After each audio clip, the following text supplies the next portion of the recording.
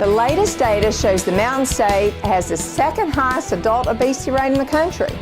West Virginia Fed Up students are urgently working to turn this trend around, starting with their peers. Mandy Curry is the co-founder of Healthy Kids Incorporated and one of the coordinators of the Fed Up movement.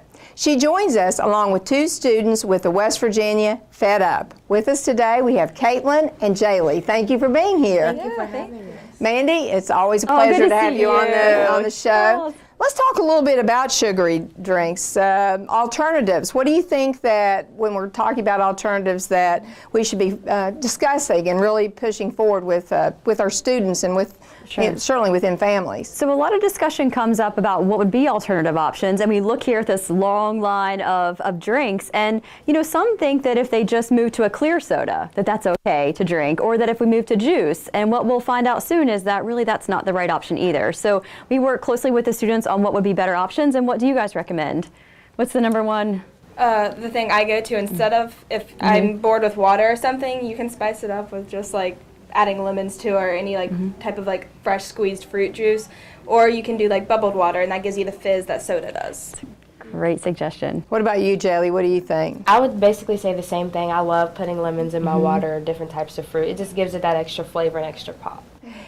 What do you think about when you talk to your peers about alternative drinks? Do you think they recognize with all of the drinks that we have here on the table, do you think they realize the sugar content of those drinks? Well, I think sometimes, I think they do acknowledge it. I don't think they understand the extent to what they're putting in their body. I don't think they understand their daily limit, and how much they're going over it is the problem. Like, I know my family, I taught my parents kind of like how much sugar is in there, and they were shocked, and now we don't have any soda in our house. So I think if an older person that's been stuck in that way for a long time can change, then I think people our age can change. I think you're right. Do you do things at school that really tries to get at the heart of the matter, which is, too much sugary drinks bad for you? All my friends basically call me the mom of the group, because I was like, you can't have that, that's too much sugar, it's not good for you. And they're like, I don't care, like, let me have my things. But I think a lot of it is the attitudes towards healthy foods, because everyone thinks healthy food, just vegetables, or healthy food, it's disgusting. No one thinks like, this could be, you can make it good, it could be great. And a lot of people, I talk to them and they're like, well, honestly, I really don't care. So it's basically just the attitude, I would have to say. Oh, I think that's very important. Attitude is everything. And what all you do, I think everybody's shaking your head back there, but we got to change the attitude. Now, I think our demonstration might do that. Yes. So let's do a little demonstration of how much sugar is in one of these. We'll selectively pick one. Absolutely. All right, so we'll take a look at these, and what we always do is look at the back of the label, and sometimes it can be deceiving because it might show a lower number, but that's only for half of the bottle. So we have to look at the full picture to see exactly how much sugar is in here. So why don't you want to pick one? I think sometimes people think that, an apple juice is a good option, so maybe we'll take a look at that. We always hear that the clear drinks sometimes have less sugar, and then we have our typical our typical Pepsi here, and then we can also pull up maybe one of our Gatorade drinks. So this is a great visual to see, and this is our daily limit for sugar. So 24 grams, this is what this would look like if we were to drink that. Now let's go ahead and start to talk about, so 24 grams is our limit for the day. How much is in your apple juice? 25 grams, and that's only half of the container, so 50 total. 50 total grams in an apple juice. So it's twice your limit in just one drink. Let's save this one. Let's talk about what's in maybe a Coca-Cola or a Pepsi. See here, 65 grams. 65 grams. For half? Oh, no. 65 for the whole bottle. Oh, wow. still. That's a lot. Way over your limit. That is a lot. That's your limit. We're filling up the glass, aren't we? That's right. And even the sports drinks that, again, we tend to think that we need the sports drinks, that that's what we need to rehydrate. This too has a lot of sugar at 21 grams. 21 grams. Crazy. I know, it really is. That's almost your whole daily limit. So all of these actually exceed our daily limit, believe it or not. But the one that has the most is Mountain Dew. Oh. Mountain Dew. And how much does it have? It has 31 grams of sugar. Wow. So actually, if someone were to drink 1 Mountain Dew a day, over the course of the year, they will have consumed 56 pounds of sugar. So you think about that for young children who might be 4th grade, 3rd grade, that's their body weight that they are consuming in sugar in just 1 year if they drink 1 Mountain Dew a day. All right, let's see exactly what this looks like. All right, so we're going to scoop this out. So we have a teaspoon here. So the conversion is we're going to do about 19 scoops then is what's going to make up the 77 grams. So how about we go ahead and scoop that and see exactly how it looks compared to that. And I'm holding the comparison here. You can see this is not very much. It's not. 3. Let's help her out. guys can count 4, 5, 6, 7, 8. Wow. Yeah. 9, 10, 11, 12, 13, 14, 15, 16, 17, 18, 19. Wow, okay. Wow, look at that. Comparison. Take a look. Wow.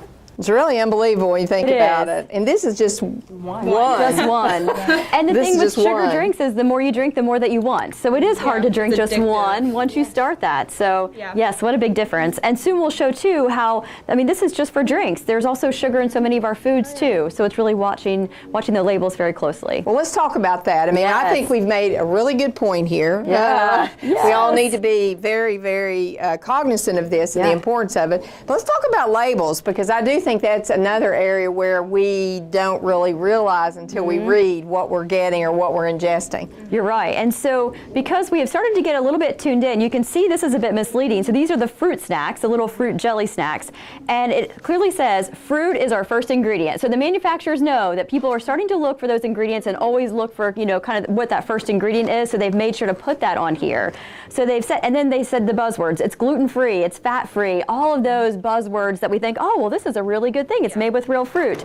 And then we turn it over and we look, and the second ingredient, the second ingredient is corn syrup, sugar, cornstarch. These are all sugar items. And then you look at what are the last two ingredients? Red 40 and blue 1. So it's full of dyes as well, which we know cause behavioral problems and a lot of issues and disease as well. So we think that this is a healthier option because we look at the front and then we look at the side and it tells us a completely different story. Yeah. So what would be a great alternative? Instead of eating fruit snacks, let's just eat the real fruit. Yeah, it's a much better option.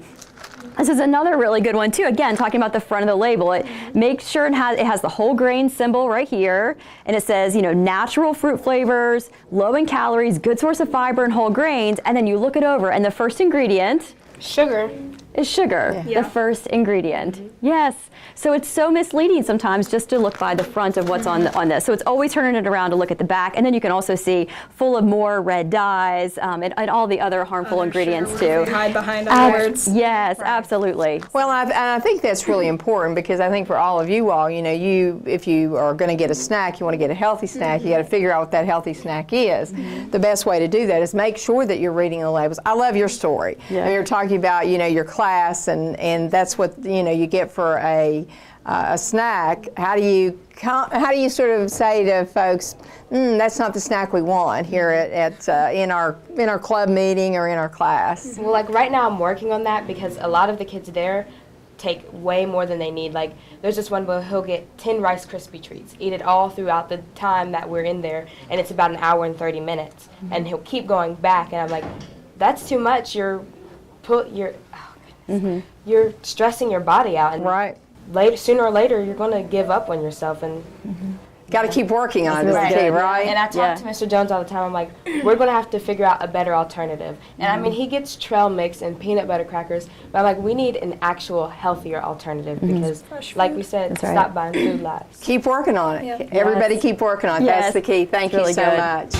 Still to come, students and faculty here at George Washington High School are fed up with unhealthy eating trends, and they're fighting back by changing the school environment. We'll take a look at how they're making a difference when we come back.